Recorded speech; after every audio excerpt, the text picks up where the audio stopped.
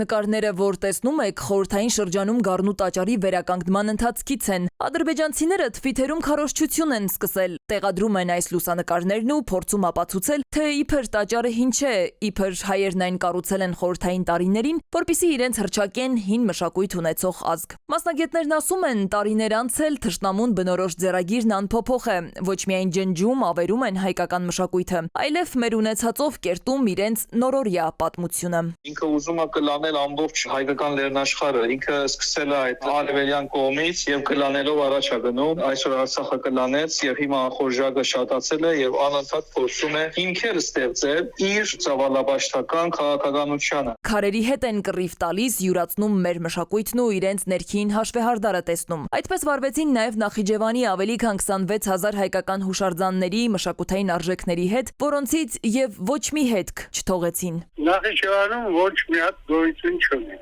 Բարոյական մեղքը Հայաստանի Հանրապետության մեջ եւ մինչեւ հիմա որովհետեւ ոչ մի պատասխանատվություն չկարողացավ Հայաստանը Ադրբեջանին ենթարկել։ Ավելին, բարոյապես եւ իրապես ցույց Ադրբեջանին, որ այսօր էլ Արցախի մշակութային հիմնական արժեքներն է, բաց ոչնչացնում։ Նախ սեփականաշնորհում են, հետո ոչնչացնում, նկատում են փորձագետները, հիշեցնում։ Բաքվում այսօր միակ պահպանված հայկական եկեղեցին Սուրբ Գրիգոր Լուսավորիչն է, կառուցված 20-րդ դարասկզբին։ Այն էլ թողել են որպես նմուշ իրենց ապահովագրելու համար։ Բոլոր այդ լուսասրճիկներին կամ պետական պատվիրակներին ցույց են տալիս, որ տեսեք մենք հայկական եկեղեցին պահպանել ենք։ Իրականում ավիրել են հոգևոր եւ գերեզմանական հուշարձանների 99%։ Նախիջևանում օրինակ մեր պատմական հետքի վկայությունները, փաստող լուսանկարները եւ պատմագիտական ճշգրիտ ուսումնասիրությունները կարելի է գտնել միայն հատուկենտ մասնագիտական գրականությունում, այն էլ սահմանափակ քանակությամբ անհատներն են տպագրել։ Այվազյանի խոսքով այս հրատարակություններն այսօր մեր երկրում ոչ միայն չեն խրախուսվում, այլև անհատների ջանքերով ստեղծված փաստական աշխատություններն էլ գրադարաններին չեն տրամադրվում։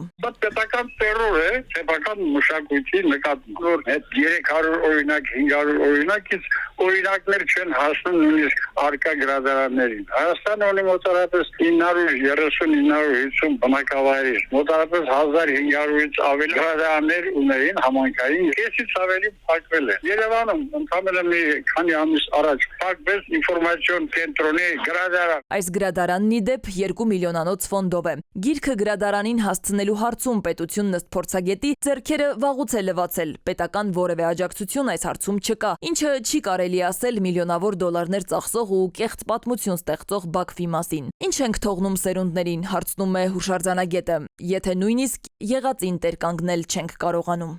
Սվետլանա Ավդիշյան, ժամը լրատվական։